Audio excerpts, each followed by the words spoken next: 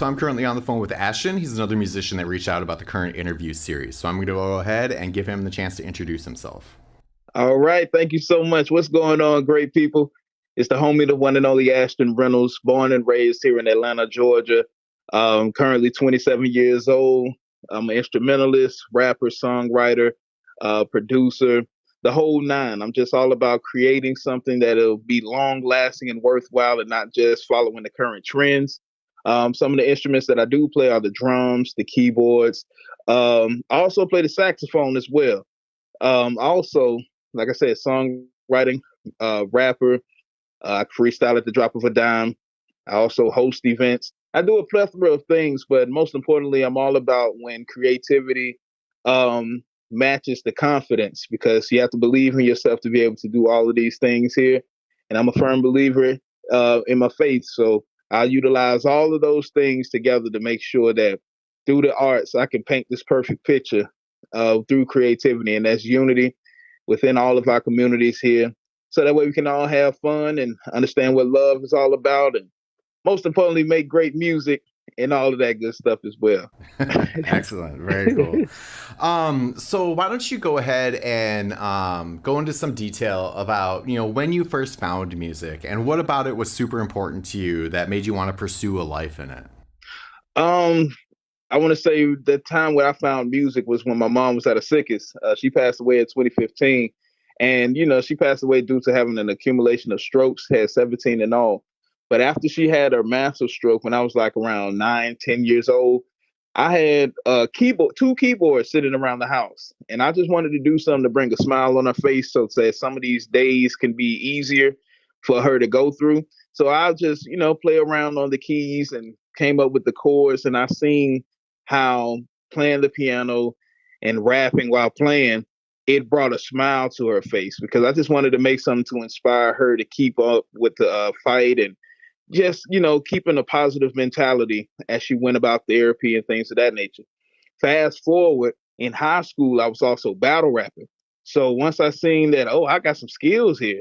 I did 83 battles and haven't lost. And, I'm not saying that to brag. I'm just saying that to just present some facts. But after that, I was like, well, maybe I can just make a career out of this here. I was the type that was big on planning. So I was like, if I'm going to do this here, then by this time I should be at um this level in music. So I just put out a project. It was called Two Keyboards and 1,000 Problems. That's because yes, I graduated from high school, but at the same time, I'm dealing with being lied on by family members and people just not understanding me. So I had 1,000 problems, but I had these two keyboards to create music so I can just really vent. And for to see the reception of it, it was 5-star rated. I was like, okay, I have that under my belt. Let me do another one. This time I'm just gonna drop a project just because to see what it's gonna do. That was starting at 18. Then I went on to 19, dropped the second project, 5-star rated. Went on to 20, dropped another one, 5-star rated. And these were just free projects because I wasn't really just thinking about making money off of music. I just wanted people to see my life in that 3 year time span and show the growth within it. And then after that, I just started performing. And when I started performing, going to talent shows, I'm winning them, never going below second. And then I just started to hone the craft of controlling the crowds and hosting events, keeping utilizing my gifts in different spaces so that way people can have a real deal experience. And when I see other musicians who are quite talented as well, they can cover the drums or cover the keys. I just focus on the vocals and just love to deliver a great time all across the board. So I give all glory to God for it because I don't take no credit for it. But at the same time, I know for a fact that the hard work put in, it definitely is paid off. So that's how it's going, and it's been doing great ever since. Sure, excellent. So, would you say that you went through like any of the traditional school programs, whether it be like concert band or choir or anything like that? I did. In elementary school, I'll never forget my music teacher. Her name was Miss Cooper. And then shout out to Mrs. Ryder, who was my middle school band teacher. I didn't go get into band in high school. By that time, I was, heavily into rapping. But when it came to like music theory and learning about music, I got to give a shout out to Miss Cooper, because what Miss Cooper did was gave me my very first performance um, opportunity. And I still remember this corny, cheesy rap, and it was about music. So the chorus was like, rhythm and beat is everywhere. All you have to do is just stare. Here's some glasses, take advice from me. It's all around the galaxy. For a fifth grader, that was cool. But when I say it now, I'm like, wow, what was that? But that my mom, that was one of the times that my mom really had came and saw me perform live, and she was the loudest one screaming. And my dad was taking all the credit, saying that he wrote it, but he didn't write none of the lyrics. So I have to credit Miss Cooper for that, as well as Miss Ryder, because they emphasize music theory, being able to read music as well to go along with the natural talent. Sure, definitely. So with that kind of traditional experience to it, and then also your passion for it that you grew up with, how did you take the first steps into deciding how you were going to participate beyond, getting out there doing the talent shows and things like that? What was the first step into, the outside? I want to say like professional environment, but I don't Right. exactly mean that. No, that's fine. I get exactly what you're saying. Well, the first time it started in my living room. My dad had a whole CD collection, and he also had these DVDs of live performances. So I would just sit there and study it, and then try to imitate those who I saw on the screen. Like I would imitate Marvin Gaye, I would imitate Michael Jackson, James Brown. I would imitate these guys, and then if I couldn't make my mom laugh. See, my mom, she wasn't really into music. Neither really was my mom's side. My dad's side of the family is more heavily influenced in music. So if I could make my mom and that side of my family move, I knew I was on to something. And so when I took that first step there, and she allowed for me to go to her events where there were the Ken Fords of the world, they were performing there as well. I would just sit and study, and they would, after her events, they would also just be freelance playing. So that gave me some time to play with a professional, understand the counting, and understand the how they prepare, and just gave me some time to ask questions. So after I asked the questions, I was like, okay, can I put it to use? And then that's when I would be doing my thing and pick up what I would had saw on the videos. I would just try to emulate that in front of them, and then the rest was history after that. Now I'm playing with got to give a shout out to Michael Middlebrooks. He was a instrumentalist that played actually in James Brown's band and played with Eddie Kendricks. I got to give a shout out to Anthony Thornton, who played with James Brown and a bunch of the old school groups in the back in the day. Um, and I just, after just seeing that, I just started looking at other groups outside of our culture. Like I look at how Hall and Oates moved, how the average white band moved, then listen to how Metallica played. And so just hearing all of this stuff there, I just came to one conclusion that, hey, music is expressed in a multitude of ways. And if I'm able to understand it all and just get in that environment, it don't take me long to catch on to what it is that you're trying to do. But I know that when I'm a part of it, I just add that flavor in there. And that just developed as a result of me trying to emulate the greats, and also just taking the confidence that was instilled with me by my parents to say, hey, I can do this thing. So that's where that stemmed from. Excellent. And so, did you kind of set up your own project studio to start producing, or how did you begin to actually, create your material? I actually just took what I had. I had a laptop and this little Samsung Go mic. So the Samsung Go mic, I would just sit that on top of the laptop and downloaded this software called Audacity. You know, Audacity, you just have Mm-hmm. live Mm-hmm. recordings. So this was before I even knew anything about Logic, Pro Tools, GarageBand. All I knew was Audacity because it was the only thing that my computer could hold at the time. So I was like, let me download this, utilize my keyboards, and make the drum patterns, put the different sounds, put the different synths in there, put the piano sounds in there, because that really helped my creativity grow. And that also allowed for me to be able to experiment.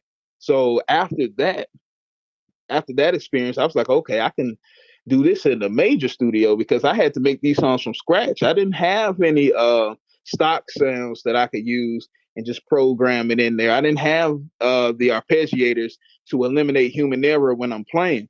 I had to actually play this thing here and actually get it right, and it perfected my timing. Hmm. So that way I can, catch the beat without really using the metronome like that. I can just stay in the pocket and also just, keep the rhythm and keep the melodies tight. So with that experience right there, that's what really helped me out. Just taking that laptop, that Samsung Go mic, putting those keyboards there, making sure everybody was quiet in the house, Hmm. and then just go ahead and letting my creativity free. Sure, sure, definitely. So, what are you working on now? What's your current projects? Currently, I was a part of my shout out to my brother William Lowe. He released a 31 track CD, Oh, wow. and I was on 3 tracks of them. Shout out to him. I also have a song that's going to be released on my birthday, April 6th, called Time's Up. Basically, with all of the stuff that's going on in the world and, people partaking things that's really, a waste of time. It's just letting you know, hey, it's time up for all of that, giving energy and time and effort to things that aren't really beneficial. Hmm. Also, I'm a host of the show called Kingdom Building ATL. Currently, today marks 1 month of its creation. It's on YouTube now, and it has over 600 subscribers already. I'm so thankful for that and all the supporters. Now I've put together a little small band. We just picked up another gig as well, and I'm just getting actually geared up and ready to release more music this year. I'm actually doing some official releases because I spent the latter part of 2019 all the way. Well, I say 2018 to 2020, just building up my face card, going out and performing. Um, meeting up with bands and putting on my own shows. Now I'm in a time where I'm going to do some official releases. So those are some things to be looking out for, as well as the EP that I have called the Viewprint. Basically, it's letting them know, hey, this is the layout of what it is that I see. So to show you my contribution to help making this world a better place, because that's really what I'm all about, and that's why I utilize my gifts to let people know that hey, there is a better, a better tomorrow if we all come together and really work together and bring something that'll be long lasting and memorable.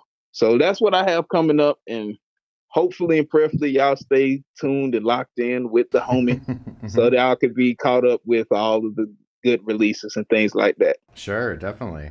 So, what are some of your favorite memories in the time that you've been working with music?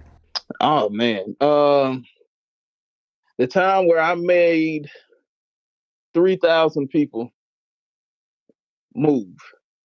I was at this talent show. It was called Atlanta's Got Talent. And I see when I come into a place, I come in not loud. I'm very quiet, humble, just filling out the place. You know, just just taking it all in. It's no nervous feelings, but it's just going in and just really just soaking in the opportunity. And I just wanted everybody to understand that the blessed side is the best side.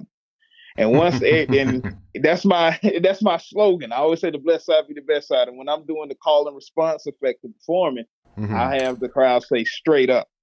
And just to hear 3,000 people be in agreement of that fact right there, it Hmm. was amazing. Another one is when I got the call from the Apollo Theater and they said, hey, I want you to come and perform.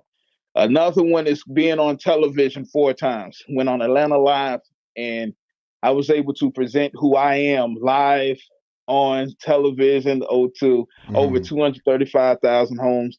That was just in Georgia.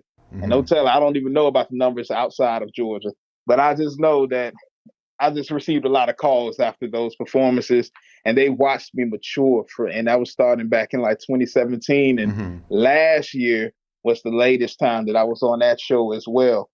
I also hosting Kingdom Building ATL. Just got that. It was a guy that I wanted to work with for a long, long time. Shout out to Greg Walker. He gave me the opportunity. He hit me up on Instagram and he was like, "Hey, would you like to host this show?" So I was like, "Yeah." And so I'm able to, combine the rapping with the orator skills. Mm-hmm. I'm just like, this thing here is groundbreaking, great breaking in the radio. So I can hear all of these amazing artists that are out here now, and mainstream radio don't might not give them an opportunity. I'm Mm-hmm. in the position to give them the opportunity. That's what I love to do. Yeah, But that's most awesome. importantly, I love the fact that I'm in the music industry to hear and showcase the creative minds that goes into making these music. So that's what I'm about. That's really what I love. That's the highlight. Being able to connect with these like-minded creative individuals so that people can understand the artists behind the artistry that they get to enjoy. Yeah, that's awesome. That's a great way to look at it. Yeah. So on that note, where can people find you? Where can they check out your stuff and follow you on social media? Social media on Instagram, Blessed Coast. That's BLESSEDKOAST. If you want to have everything, YouTube and all of that good stuff, you can go to my website, www.blessedcoast.com. Um, on there, you can subscribe to my YouTube channel, but I also put up Kingdom Building ATL. So that way you can subscribe there as well and get connected with all of these other artists as well. So, we can all come together and support each other. And because that's a beautiful thing to support. So, yeah, that's what it is. Excellent. And on Facebook, Ashton Reynolds. You friend me, you message me, I'm going to respond because I want to connect with you. Awesome. So I always like to give the person I'm interviewing the opportunity to put out their last words. So just a message that you want to throw out there that you vibe with. No problem. Everybody, no matter what you're going through, you're going to get through it. And also know, look, as long as you are a work in progress, continue to work and progress. The only way you can do that is by staying the course, because that's the number one sure way that you're going to reach your goal. Is by staying the course, staying disciplined, and also being prepared for the new levels that you aspire to reach. If you're not going to be prepared for it and you're not going to get ready for it and not going to stay ready for it, then it's going to forever elude you that goal. So you're not too old, you're not too young to go ahead and get up on it and know right now that you have somebody in me that's really rooting for you. I'm not just saying that because I'm on this platform. That's really what I'm all about. So just know that I'm praying for you all, and just keep going, stay the course, and remember, you may be a work in progress, but continue to work and progress, and you will definitely reach the goals that you have set for yourself.